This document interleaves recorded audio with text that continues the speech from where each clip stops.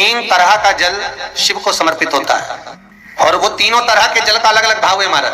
पहला जल सादा, घर से पानी लेकर गए, जल लेकर गए, शंकर को चढ़ाया, वो हमने घर का अपना एड्रेस बता दिया, भगवान शिव को जल चढ़ाकर अपने आनंद के लिए शंकर से कुछ प्राप्त कर लिया। दूसरा जल, जल के कलश में थोड़ा सा इत्र डालकर, पुराण में, स्कंद पुराण में, नर्मदा पुराण में, भविष्य पुराण में, अग्नि पुराण में, नारद पुराण में, बरहा पुराण में, वामन पुराण में जितनी चीजें लिखी गई है एक एक प्रैक्टिकल कर देखो। तो शिव महापुराण, स्कंद पुराण का यह भाव याद करिए कि एक लोटे पानी में इत्र मिलाकर, जल में इत्र मिलाकर, बहुत रोगीला व्यक्ति, बहुत बीमार व्यक्ति है, एक लोटा पानी उसका हाथ का स्पर्श कराकर शंकर को चढ़ाना प्रारंभ कर दिया। तो पहला जल सादा, दूसरा जल है इत्र का, और महाराज तीसरा जल जो पुराण के अंतर्गत कहा गया है।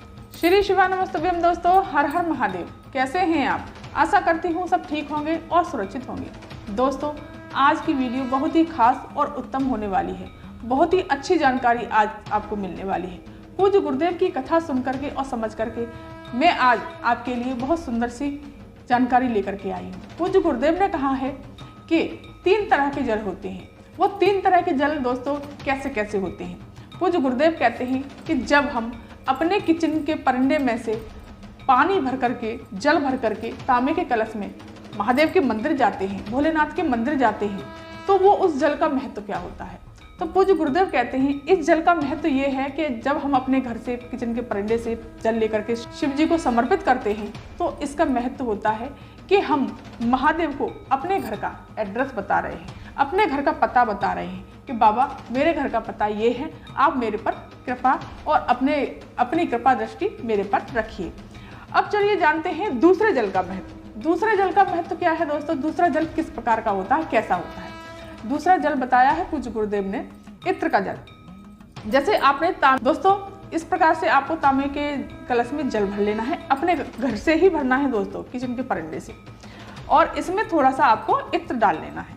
इस प्रकार से आपको इत्र डाल देना है, थोड़ा सा इत्र डाल करके, और आप इस जल को महादेव के मंदिर जाते हैं और ये जल, इत्र वाला जल अगर शिवलिंग पर समर्पित कर देते हैं तो इसके लिए इसका महत्व बताया है पूज्य गुरुदेव ने कि आपके अगर कोई बीमारी है, कितनी भी बड़ी से बड़ी बीमारी है, और आपको दवाइयाँ नहीं लग रही हैं और बहुत परेशानी जा रही है, बहुत सारे डॉक्टरों को दिखा लिया लेकिन यही नहीं पता चल रहा कि बीमारी क्या है, दवाइयाँ लग नहीं रही हैं, बहुत परेशान हो चुके हैं, तो पूज्य गुरुदेव कहते हैं 7 दिन लगातार आप इत्र वाले जल को अगर शिवलिंग पर समर्पित करते हैं तो 7 दिन में आपको फर्क दिखने लग जाएगा कि दवाइयाँ लगने लगी हैं और बीमारी में सुधार होने लगा है। तो दूसरे तरह का जल पूज्य गुरुदेव ने ये बताया है। अब जानते हैं दोस्तों तीसरी तरह का जल। अब तीसरी तरह का जल शिवलिंग पर किस तरह से और किसका जल चढ़ाया जाता है? तीसरी तरह का जल बताया है पूज्य गुरुदेव ने, बेलपत्री का जल। जैसे कि ये बेलपत्री है, आपको तांबे का कलश लेना है और उसमें भी जल भर लेना है आपको अपने घर से, परंडे में से। वो जल भर करके आपको ये बेलपत्री आपको इसी कलश में आपको डाल लेनी है और सीधे पहुंच जाना है देवाधिदेव महादेव के शिव मंदिर। शिव मंदिर पहुंचना है और ये इसका महत्व बताया है पूज्य गुरुदेव ने। आपके कोई हृदय की कामना है, आपके कोई मन की इच्छा है या कोई मनोकामना है, तो आप इस जल को अगर आप समर्पित करते हैं शिवलिंग पर, तो दोस्तों ये कहा है पूज्य गुरुदेव, आपको अपने मन से, दिल से कोई बात कहनी नहीं है, बाबा से कहने की आपको जरूरत ही नहीं पड़ेगी।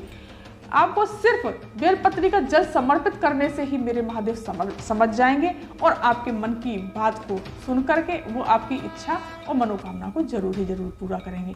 तो पूज्य गुरुदेव कहते हैं कि कभी भी आपके हृदय में कोई भी विशेष मनोकामना है जो पूरी नहीं हो रही है, तो आप डेली अगर जल चढ़ाते हैं, डेली मंदिर जाते हैं, तो बेलपत्री डालकर शिवलिंग पर जल चढ़ाना चालू कर दीजिए। तो दोस्तों ये 3 तरह के जल, बहुत सुंदर जल बताए हैं। आपको शिवलिंग के पास जाकर, दोबारा से कह रही हूँ दोस्तों, आपको बेलपत्री का जल लेकर के जाते हैं तो शिवलिंग के पास जाकर आपको कुछ कहना ही नहीं है, बस आपको जल समर्पित कर देना है। मेरा महादेव अपने आप समझ जाएगा कि आपको क्या कहना है। इस तरह से श्री शिवाय नमस्तुभ्यम, श्री शिवाय नमस्तुभ्यम, श्री शिवाय नमस्तुभ्यम आप करते हुए इस तरह से आपको, और बेलपत्री गिर जाती है तो इस तरह से गिर जाने दो, नहीं तो निकल जाएगी। तो ये थे 3 तरह के जल का महत्व। तो दोस्तों ये थी जानकारी आज की। अगर ये जानकारी, ये वीडियो आपको अच्छा लगा हो, पसंद आया हो, तो मेरे चैनल को सब्सक्राइब कीजिए, वीडियो को लाइक कीजिए और कमेंट में श्री शिवाय नमस्तुभ्यम अवश्य लिखिए। धन्यवाद।